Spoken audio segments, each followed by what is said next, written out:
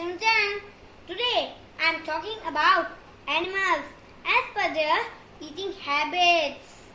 There are three types of animals: herbivores, omnivores and carnivores. I am talking about carnivores. Animals that eat flesh of other animals are called carnivores. For example, leopard, tiger, cheetah, crocodile, etc. But I am talking about leopards. Leopards are skilled climbers. They are graceful, powerful, and a cunning big cat related to lions and tigers. They have sharp teeth to help tear up the flesh.